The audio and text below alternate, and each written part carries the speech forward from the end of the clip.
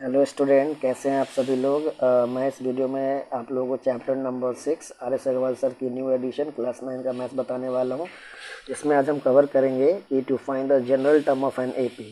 Theorem number 1 क्या बोलता है, if the first term of an AP is A. आपको क्या बोलता है, फर्स्ट टर्म ऑफ एपी अगर ए है और common difference is given by D, then आपको प्रूफ करना है कि जो nth टर्म होता है एपी का that should be given by T N is equal to A plus N minus bracket D होता है। इसको सीखेंगे कैसे बनाएंगे। तो क्लास ध्यान दीजिए कि फर्स्ट टर्म क्या मान लेंगे हम। मान लीजिए इन द गिवन एपी हम क्या मान लेंगे, फर्स्ट टर्म क्या हो जाएगा हमारा। देखिए मैं लिखता हूँ आपको, ये मेरा हो जाएगा first term.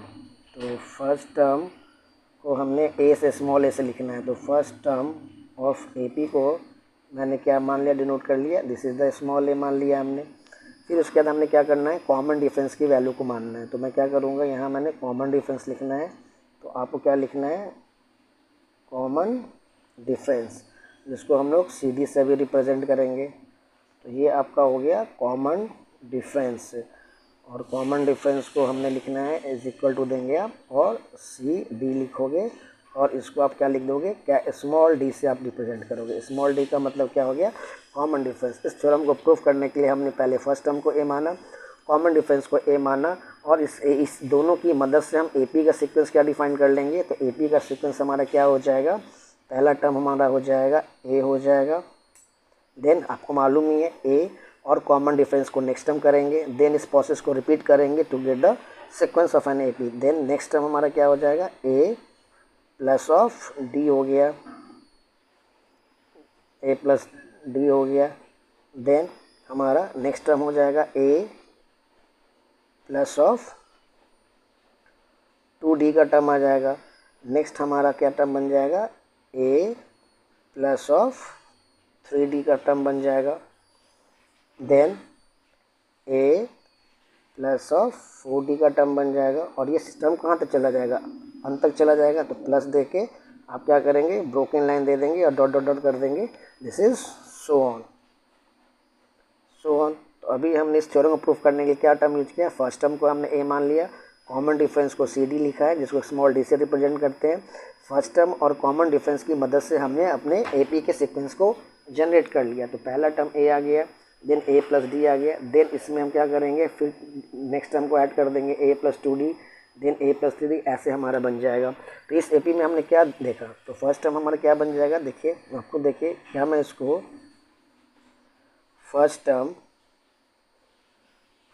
Term is equal to, मैंने क्या लिखना है, T1, इसको मैं क्या करता हूँ T1 से रिप्रेजेंट करता हूँ। तो ये क्या बन जाएगा, a plus of 1 minus of 1d। और जैसे ही इसको आप सॉल्व करोगे तो ये मेरा T ऑफ 1 की वैल्यू क्या आ जाएगी, a, और ये 1 माइनस 1 0 हो जाएगा। तो 0 मल्टीप्लाई बाई डी। तो किसी भी वैल्यू को आप 0 से मल्टीप्लाई करोगे तो रिजल्ट क्या आएगा, 0 ही आ जाएगा। तो मतलब ये क्या बन जाएगा, T1 यहाँ से मैंने क्या निकाल लिया, सो ए आ गया। तो फर्स्ट टर्म की वैल्यू इन T1 क्या आ गया, ए आ गया। अब मैं सेकेंड टर्म निकालने की कोशिश करूँगा सेम लॉजिक पे। तो मैंने क्या लिखा है यहाँ, सेकेंड टर्म। तो ये आपका क्या हो जाएगा, सेकेंड टर्म। तो सेकेंड टर्म की वैल्यू को मैं सेम लॉजिक पे लगाऊंगा और इसके लिए मैं सिंबल क्या यूज करूँगा, पहले हमने T2 लिखा था, T1 लिखा था, और सेकेंड टर्म के लिए T2 लिखूंगा। और ये मेरा क्या बन जाएगा, a प्लस ऑफ, अब इन ब्रैकेट में क्या करोगे, 2 माइनस बाई 1, ब्रैकेट क्लोज करेंगे, अब d लिख देंगे। तो यहाँ से मैं T2 का वैल्यू क्या जनरेट कर लिया, so T2 is equal to a plus of ये 2 माइनस 1d क्या बन जाएगा, 1 बन जाएगा। तो ये मतलब a प्लस ऑफ d। तो यहाँ से मैंने T1 की वैल्यू क्या निकाला, ये आ गया मेरा। और यहाँ से आपने क्या देखा, जो मैंने सेकेंड टर्म T2 निकाला है ना, ये मेरा बन गया क्या, a प्लस ऑफ d बन गया। सिमिलरली मैं क्या करूँगा, थर्ड टर्म निकालने की कोशिश करूँगा। तो ये मेरा थर्ड टर्म सेम फॉर्मेट में निकालूंगा मैं। तो third term is equal to, और इसको मैं क्या करूँगा, T3 से रिप्रेजेंट करूँगा। तो ये मेरा क्या बन जाएगा, सेम लॉजिक पे आपने क्या करना है, a plus in bracket 3 minus of 1d। अब इसको सॉल्व किया मैंने, तो यहाँ से मेरा T3 की वैल्यू क्या आ जाएगी, T3 की वैल्यू आ जाएगी ए प्लस ऑफ, और यहाँ मैं 3 - 1 करूँगा 2 हो जाएगी, 2 × डी। तो यहाँ से मैंने क्या निकाल लिया, third term A plus of 2d। और इसको मैंने क्या किया, एक रेक्टेंगुलर बॉक्स से हमने हाईलाइट कर दिया। सो सिमिलरली मैं क्या करना चाहूँगा कि मैं फोर्थ टर्म भी निकाल के देखूँगा। चलिए देखते हैं हम लोग फोर्थ टर्म निकालने के लिए। तो मैं यहाँ लिखता हूँ फोर्थ टर्म। तो फोर्थ टर्म निकालने के लिए भी हमारा सेम लॉजिक है। तो सेम लॉजिक के लिए मैं फोर्थ टर्म के लिए मैं सिंबल क्या करूँगा, T4 मैं यूज करने वाला हूँ। T4 लिखा, इक्वल टू देंगे आप a प्लस, अब इस बार हम क्या करेंगे 4 - 1 और यहाँ d दे देंगे हम। यहाँ इसको हम d दे देंगे आपको। यहाँ मैं क्या कर दूँगा, d दे दूँगा। तो ये मेरा क्या बन जाएगा, T4 is equal to a plus 3d। तो मैंने इसी तरह क्या किया, मैंने फर्स्ट टर्म कैलकुलेट किया, सेकेंड टर्म कैलकुलेट किया, थर्ड टर्म कैलकुलेट किया। नाउ हमने इस फोर्थ टर्म को कैलकुलेट कर लिया। उसके बाद हमने क्या देखा, एक सीक्वेंस बन गया है ना। इसी तरह अगर मैं इसी तरह का मैं इसको यूज करके अगर मैं nth टर्म निकालूंगा, इसके आगे भी चला जाएगा, डॉट डॉट सीक्वेंस चला जाएगा। इसके बाद भी हमारा नेक्स्ट चीज़ चला जाएगा।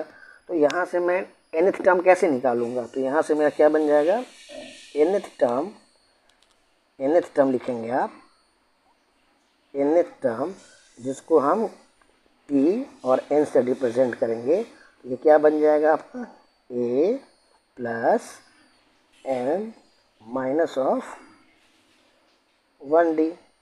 तो आपको थ्योरम में क्या प्रूव करना था कि जब आपके पास यहाँ फर्स्ट टर्म दिया हो और उसको मैंने a माना है, कॉमन डिफरेंस है, यही आपका क्या हो गया, थ्योरम नंबर 1 हो गया। To find the general term of an AP, यहाँ लिखा है ना general term of an AP, और यहाँ पर हमारा AP का टर्म क्या दिया, a दिया हुआ है, कॉमन डिफरेंस की वैल्यू d दिया हुआ है।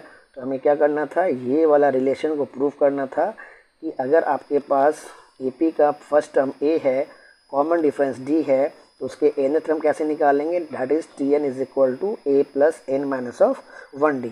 तो यही मेरा क्या हो गया, यही आपका थ्योरम प्रूव हो गया। और इसी हम Tn को क्या बोलेंगे, nth term of an AP, और इसी को हम लोग क्या बोलेंगे, general term of an AP बोलेंगे। तो आई होप कि आपको ये थ्योरम नंबर 1 समझ में आ गया होगा। इसके बाद हम इसी थ्योरम को यूज करके इसके क्वेश्चंस करेंगे और वहाँ सीखेंगे कि हमारा nth टर्म क्या होगा और नेक्स्ट टर्म कैसे निकालेंगे।